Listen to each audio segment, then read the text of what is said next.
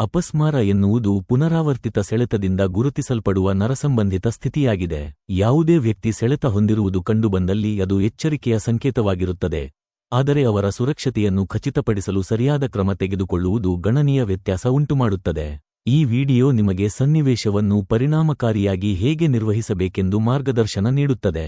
ಅಪಸ್ಮಾರದ ಆಕ್ರಮಣ ರೋಗಿ ಅನಿರೀಕ್ಷಿತ ಹಾಗೂ ಪುನರಾವರ್ತಿತವಾಗಿ ಅನಿಯಂತ್ರಿತವಾದ ತೂರಾಟದ ಚಲನೆ ಅನುಭವಿಸುವ ಸ್ಥಿತಿಯಾಗಿದೆ. ಇದು ಮೆದುಳಿನಲ್ಲಿ ವಿದ್ಯುತ್ ಅಡಚಣೆಯಿಂದ ಉಂಟಾಗುತ್ತದೆ. ವ್ಯಕ್ತಿಯನ್ನು ಹಾನಿಯಿಂದ ರಕ್ಷಿಸುವುದು ನಿಮ್ಮ ಆದ್ಯತೆಯಾಗಿರುತ್ತದೆ. ವ್ಯಕ್ತಿ ನಿಂತಿದ್ದರೆ ಅಥವಾ ಕುಳಿತಿದ್ದರೆ ಅವರನ್ನು ನೆಲದ ಮೇಲೆ ಮೆಲುವಾಗಿ ಮಲಗಿಸಬೇಕು. ಸೆಳೆತದ ಅವಧಿಯಲ್ಲಿ ಅವರಿಗೆ ಅಪಾಯ ಉಂಟುಮಾಡಬಹುದಾದ ಯಾವುದೇ ಗಟ್ಟಿಯಾದ ಅಥವಾ ಹರಿತವಾದ ವಸ್ತುಗಳಿದ್ದರೆ ಅದನ್ನು ತೆಗೆಯಬೇಕು. ವ್ಯಕ್ತಿಯನ್ನು ನೆಲದ ಮೇಲೆ ಮಲಗಿಸಿದ ನಂತರ ತಲೆ ನೆಲಕ್ಕೆ ಹೊಡೆಯದಂತೆ ರಕ್ಷಿಸಲು ಅವರ ತಲೆಯ ಅಡಿಯಲ್ಲಿ ತಲೆದಿಂಬು ಅಥವಾ ಮಡಚಿದ ಜಾಕೆಟ್ನಂತಹ ಮೃದು ಹಾಗೂ ಚಪ್ಪಟೆ ವಸ್ತುವನ್ನಿಡಬೇಕು. ಸೆಳೆತ ಹೆಚ್ಚಾದಂತೆ ಸಾಧ್ಯವಾದರೆ ವ್ಯಕ್ತಿಯನ್ನು ಮೆಲುವಾಗಿ ಬದಿಗೆ ತಿರುಗಿಸಬೇಕು. ಇದು ವಾಯುನಾಳ ಸ್ಪಷ್ಟವಾಗಲು ಮತ್ತು ಯಾವುದೇ ಜೊಲ್ಲು ಅಥವಾ ವಾಂತಿ ಸುಲಭವಾಗಿ ಹೊರಹೋಗಲು ಸಾಧ್ಯವಾಗುತ್ತದೆ. ಸೆಳೆತದ ಸಮಯವನ್ನು ದಾಖಲಿಸುವುದು ಮುಖ್ಯ. ಅದು ಯಾವಾಗ ಆರಂಭವಾಯಿತು ಮತ್ತು ಎಷ್ಟು ಸಮಯ ಇತ್ತು ಎನ್ನುವುದನ್ನು ಬರೆದುಕೊಳ್ಳಬೇಕು. ನೀವು ನೆರವಿಗಾಗಿ ಕರೆ ಮಾಡಿದ ಸಂದರ್ಭದಲ್ಲಿ ವೈದ್ಯಕೀಯ ತಜ್ಞರಿಗೆ ಈ ಮಾಹಿತಿ ಮುಖ್ಯವಾಗುತ್ತದೆ. ನೀವು ಸೆಳೆತದ ಅವಧಿಯಲ್ಲಿ ಎಂದಿಗೂ ಮಾಡಬಾರದಂತಹ ಕೆಲವು ಪ್ರಮುಖ ಅಂಶಗಳಿವೆ. ವ್ಯಕ್ತಿಯ ಬಾಯಿಗೆ ಏನನ್ನೂ ನೀಡಬಾರದು. ಹಳೆಯ ನಂಬಿಕೆಗಳಿಗೆ ವ್ಯತಿರಿಕ್ತವಾಗಿ ಇದು ಅವರ ಹಲ್ಲು ಅಥವಾ ದವಡೆಗೆ ಹಾನಿ ಉಂಟುಮಾಡಬಹುದು ಮತ್ತು ವಾಯುನಾಳವನ್ನು ನಿರ್ಬಂಧಿಸಬಹುದು.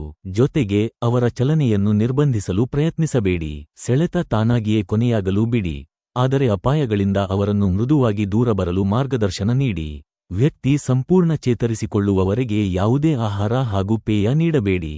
ಸೆಳೆತ ನಿಲ್ಲುವವರೆಗೆ ಹಾಗೂ ಸಂಪೂರ್ಣ ಜ್ಞಾನ ಬರುವವರೆಗೆ ವ್ಯಕ್ತಿಯೊಂದಿಗಿರಿ, ಏಕೆಂದರೆ ನಂತರದಲ್ಲಿ ಅವರಿಗೆ ಗೊಂದಲ ಅಥವಾ ಮಂಪರು ಉಂಟಾಗಬಹುದು. ಶಾಂತವಾಗಿ ಅವರೊಂದಿಗೆ ಮಾತನಾಡಿ ಮತ್ತು ಭರವಸೆ ನೀಡಿ.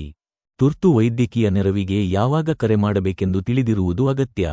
ಸೆಳೆತ 5 ನಿಮಿಷಗಳಿಗಿಂತ ಹೆಚ್ಚಿನ ಸಮಯ ಇದ್ದರೆ, ವ್ಯಕ್ತಿಗೆ ಮಧ್ಯದಲ್ಲಿ ಎಚ್ಚರವಿಲ್ಲದೆ ಪದೇ ಪದೇ ಸೆಳೆತ ಉಂಟಾಗುತ್ತಿದ್ದರೆ, ಸೆಳೆತದಿಂದ ಅವರಿಗೆ ಹಾನಿಯಾದರೆ, ನಂತರದಲ್ಲಿ ಅವರಿಗೆ ಉಸಿರಾಡಲು ಕಷ್ಟವಾದರೆ, ಅಥವಾ ಅದು ಅವರಿಗೆ ತಿಳಿದಂತೆ ಮೊದಲ ಬಾರಿ ಸೆಳೆತವಾದರೆ ಕೂಡಲೇ ವೈದ್ಯಕೀಯ ನೆರವು ಪಡೆಯಿರಿ.